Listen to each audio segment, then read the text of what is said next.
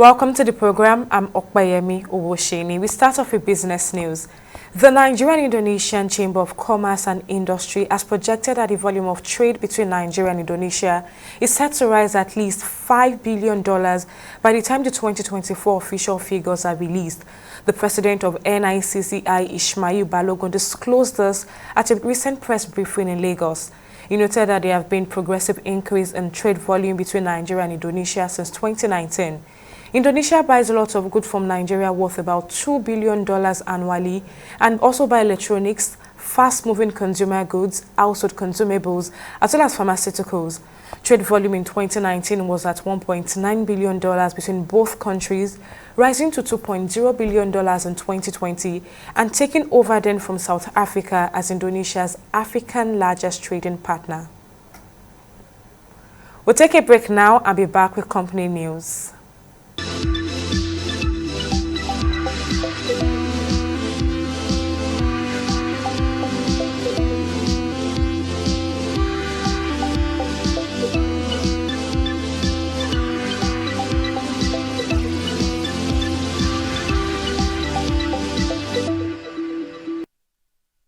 Welcome back.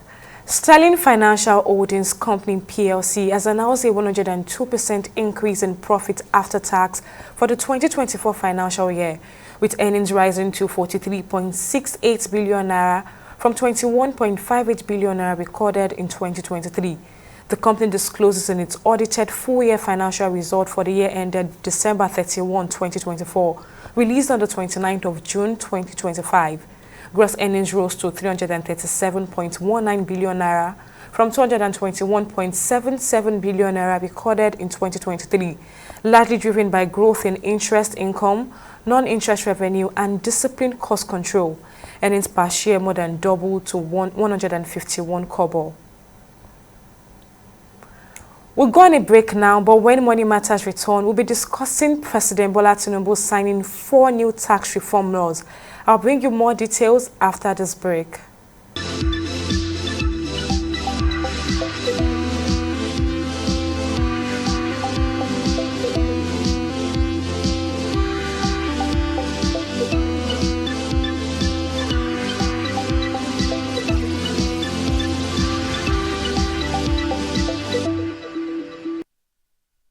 Welcome back.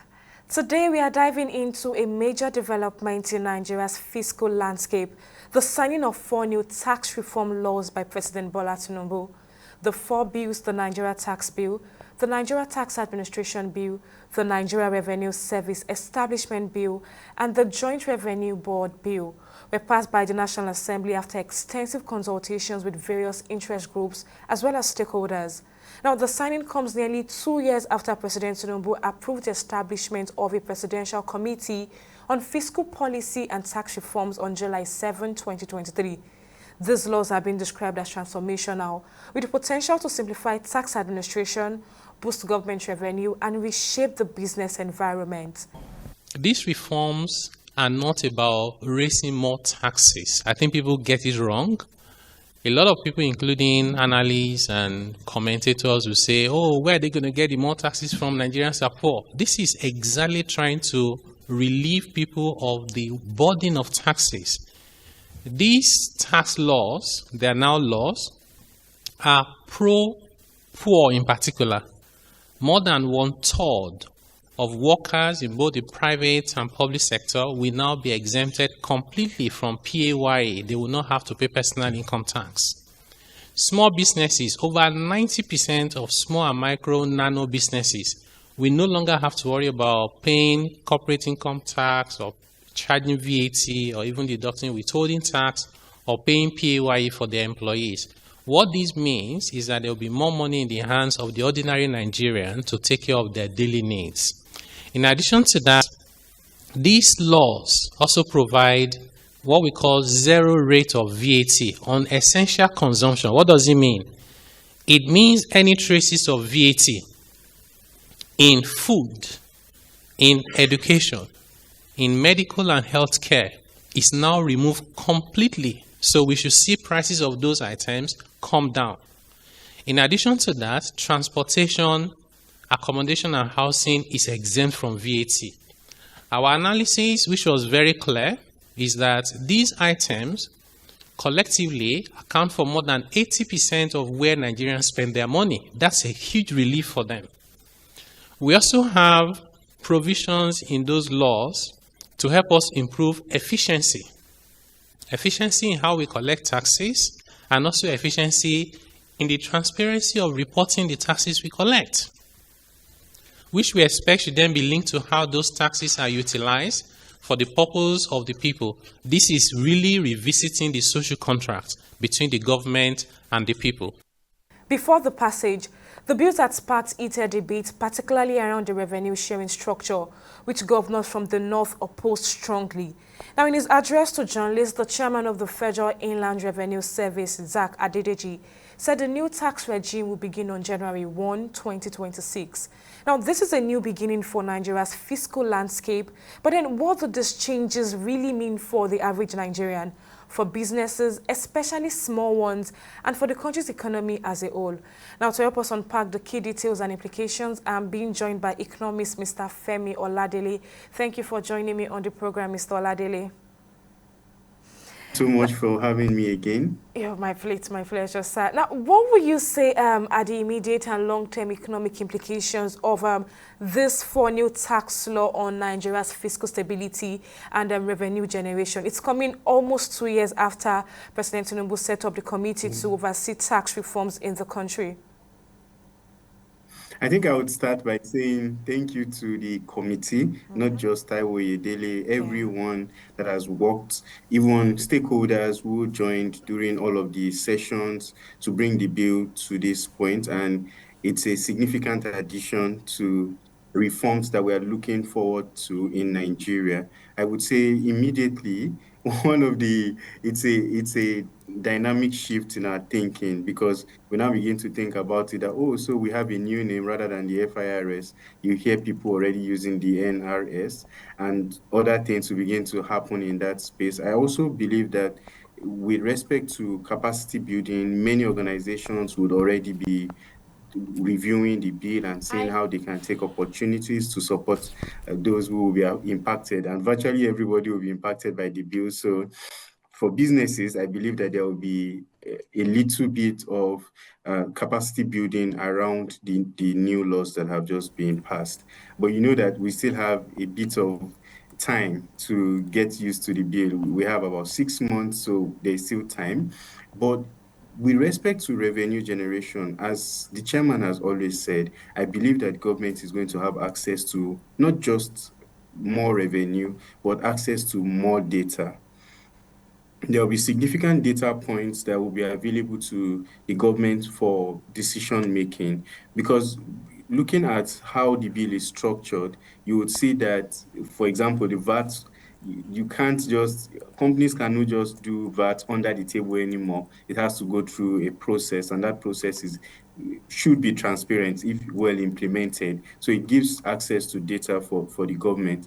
Then with respect to transparency, I believe that significantly, these reforms, if well implemented, because I have to bring that caveat now, if well implemented, it will ensure transparency. Then we would also be, as citizens, will be able to demand more from our government and say, oh, now you have access to these funds. How did you spend it, or how do you intend to spend it? I believe that in the immediate term, rather, those are the benefits I can see at this point, and they are significant for our economy.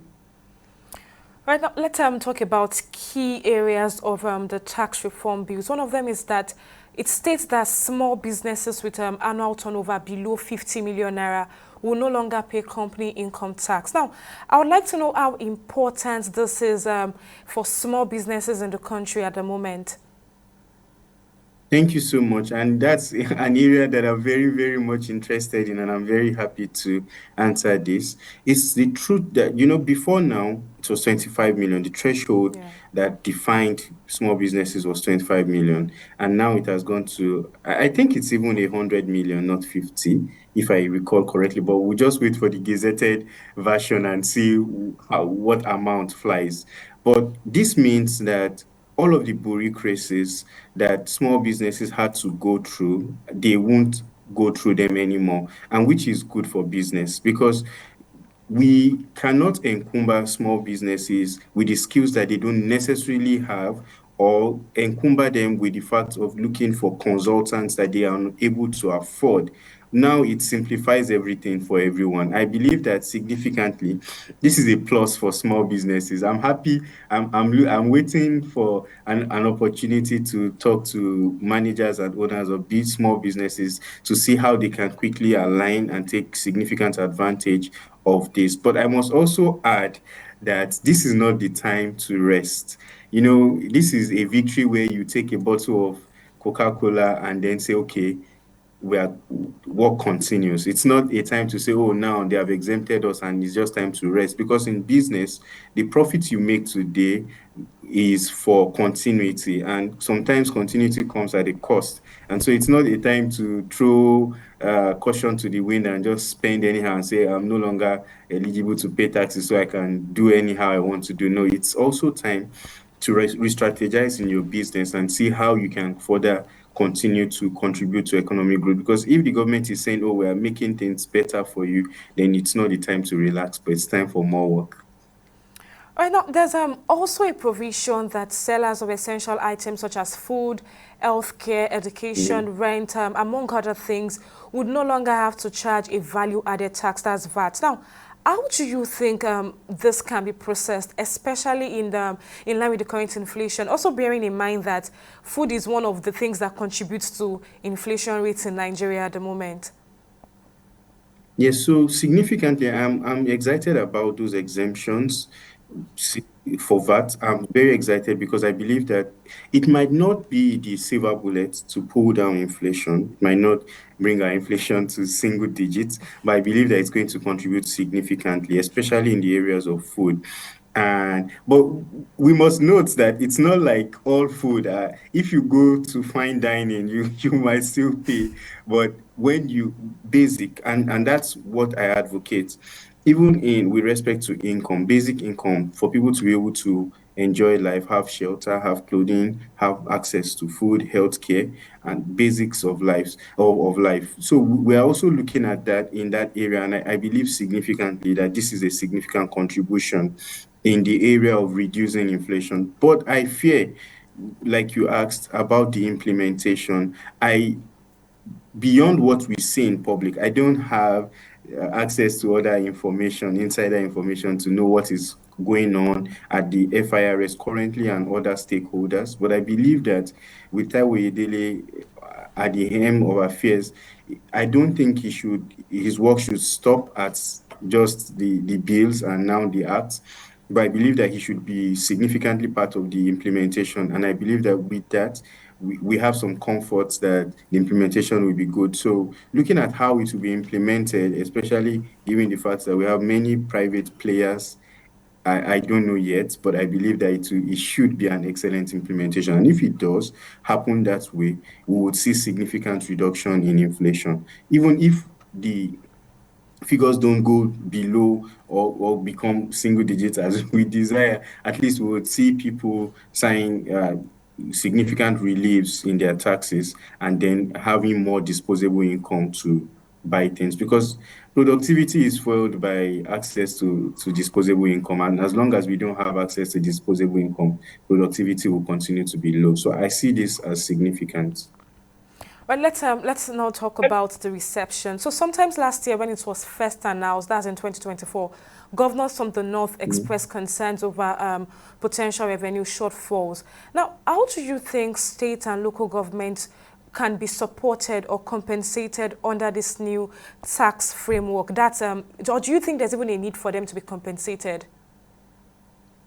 Okay, so I don't think, the way I see it is that there's even more money for them. For them, yeah. If you ask me, look at the administration of PIT. I was speaking with a senior colleague in tax, and he was explaining to me how administration of PIT would go. And so I believe that states will have more money. Even at this time, local governments have access to more funds than they usually would have. And so with the implementation of the taxes from 2026, we begin to see more significant inflows to states coffers and local governments, and then that means they have access to do. I don't think there is need for any compensation because nothing is being taken away from them. Even the federal government ceded a percentage of their share to the state and the local government. So I believe that they will have enough, and it also calls to account that everyone also now has to be knowing the names of councillors and chairmen and the state governors to say, you guys now have more money. What are you doing with the funds that you have? But for compensation, I don't see how where it comes into play because I believe that they are even going to get more. And it also provides opportunities for states in the administration of taxes to be more creative. And I believe that for states who are already advanced in tax administration, like Lagos, Rivers, I believe that they would enjoy more from these reforms that we have just seen. Right, let's talk about the FIRS. It was established in 1943. That's about 82 years, if I'm not mistaken.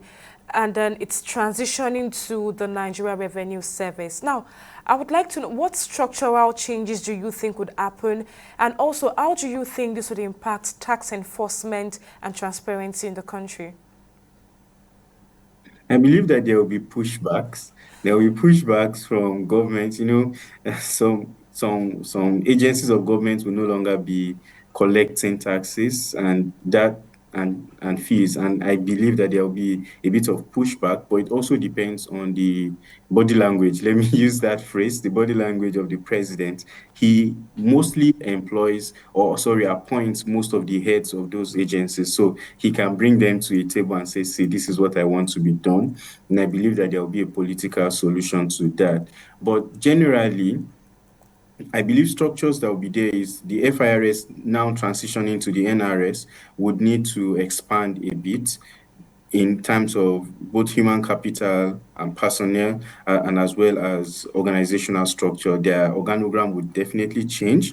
There will be maybe specialized collections for those in the entertainment industry, for non-resident companies. There will also be different departments, maybe departments will be restructured or new departments will be created. And I believe that in the areas of human capital development, there will be lots of training and bringing them up to speed to current realities. Then I think a final restructuring is giving more political power because in the early stages, because I feel that there'll be pushback, they would need significant political power to navigate the murky waters of the Nigerian political space before they are now settled. Beyond that, I don't think that there will be any more significant strategic restructurings that are required. All right, now let's talk about investment now. How do you think these reforms would influence investors' confidence, especially for foreign direct investment and the ease of doing business in Nigeria generally? So I believe that these reforms show that Nigeria is serious. It tells a story to investors that, oh, these guys are serious about doing business. But I must also mention that there are other factors that we haven't taken care of significantly. Security is still a big issue. Infrastructure is still a big issue. Access to internet services, power, electricity, and good roads. There are still public services. We're still a far cry from where we ought to be. Transportation is poor. I cannot travel from Lagos to Maiduguri in peace, except I go by flights. And so there are still issues that we haven't resolved. But this reform that has just been done with these four acts should tell a story that Nigeria is ready for business, especially for the investing public and even for foreign investors. And I believe that that way they begin to, when investors take a bet, so it's not like investors go to places, even in the US, there are uncertainties with Trump and all of that that is happening in Russia, even in Israel. We see that there are some, and in Ukraine and all of that. So there would always be those ones, but there are most of the problems and challenges that we have are opportunities for us to develop faster and better. In infrastructure, we need to pump more funds to see how we can bring our infrastructure up to speed. Security is still a significant challenge. And if we don't resolve that, the bill alone, sorry, the tax reforms alone cannot do the magic. So we need a combination of those things to ensure that we attract FDIs into our nation. All right. When we started this conversation, you said we should say thank you to the Presidential Committee on Tax. But now you also mentioned that there are most likely going to be consequences and challenges. So I would like you to tell me what consequences or unintended, if I may say, unintended or challenges do you think might arise as a result of centralizing and standardizing tax administration across all levels of government? One of the significant challenges I fear is redundancy. Redundancies in most of those organizations, the agencies that we are currently they're still collecting are collecting revenue for government. If they are unable to restructure them correctly, then there might be redundancies, and that's not too good for us also. But if we are able to implement it very well, those redundancies will be well managed to our advantage.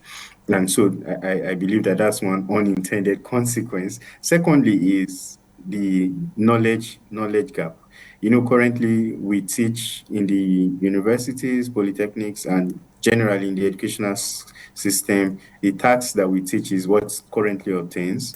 Now we are moving into another type of a system. So if universities, I was telling someone that the NUC at this time with the Chartered Institute of Taxation of Nigeria, the Institute of Chartered Accountants of Nigeria, Association of National likely to change so that it will impact our educational delivery. So that also is a significant unintended consequence. It would need some questions would change, some syllabuses would change as like that across our educational system. And finally, I would say the one unintended consequence is misrepresentation. Misrepresentation, information dissemination would need to, especially those in the media like you, you would need to up your game to be able to quell false information. There will be people, some people are already even saying that the FIRS is now the NRS and that is no longer the FIRS and that the law has taken effect already, even when the gazetted copies are not available to the general public at this time. So there will be lots of misinformation also, and I believe that with good strategy, those misinformations will be addressed effectively. All right, so like you mentioned, there will be a lot of misinformation, and seeing that we still have about 6 months before it begins. Now, it's a new one, and so many people, so many citizens are still trying to get a grasp of it, trying to understand what the tax reform bills entails. Now, how exactly do you think businesses and individuals should begin to prepare ahead of the January 1, 2026 implementation date?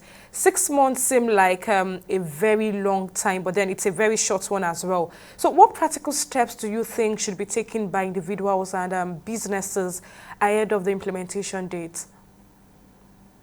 This is a very difficult one for me. So I will start from the individuals. For individuals, we understand that when you are earning a salary below a certain threshold, you won't be taxed. It might look like a benefit. And that's why I said this is a time to just take one bottle of Coca-Cola, then go back to work. It might look like a big relief that, I'm no longer paying taxes, but it also means that you have to do more work so that you can get into the tax net, because generally, those who are below the tax net would not enjoy significant revenue to do things that they want to do to enjoy a good life. So I would say it's time for those ones to also work. For businesses, it's a bit tricky because it also means that your filing requirements might change a bit. And since this is tending towards the adoption of technology, for those businesses who have managers or owners who are not tech savvy or who fear the use of technology, they may have to upgrade themselves and start befriending technology by force. Also, I would say for businesses, it's a time for you to look at your business and begin to keep good accounts, because if you don't have good records, then you might not be able to enjoy some of the benefits that this bill offers. So if they're asking you, how do we know that you don't make, you can't just drop your bank statements. Your bank statement alone, yes, while it tells the story of your finances, but it's not sufficient. And so you need that. Secondly, is that for SMPs, SMPs are small and medium practices, those who provide consultancy services for micro, small, and medium enterprises. They also need to update their staff. Their employees have to be educated and understand. It's not easy to read. I haven't even read the bills, and now we have, and gazetted copies will be out in no time. So they need to read, study it, understand it, and see how it impacts their clients and even their future clients, and even create opportunities, business opportunities for themselves from there. So I believe that that's a significant addition to their already available work that they have to do. And finally, I would say for individuals, you would also need to understand how taxes work and how it impacts your expectations. So you're able to manage your expectations and not say, oh, the government is collecting this much taxes and I also deserve to enjoy this much social services. So I believe that it helps us to also increase our awareness and our accountability. And 6 months, like you said, is not a very long time. Before we know it, we're already in December and then the bill takes off in January. I'm hoping that nothing will change that date so that everyone is able to focus on what needs to be done to ensure that these bills, this reform that have come in the forms of 4 acts are taken into cognizance to strengthen our economy. Well, we'll continue to monitor it and hopefully it brings the desired relief to Nigerians. Economist Mr. Femi Oladele, many thanks for lending your thoughts on the program. Thank you so much for having me. Oh, my pleasure, sir. Well, that's it on this episode of the program. Many thanks for joining us. I'm Okpeyemi Owosheni. See you next time.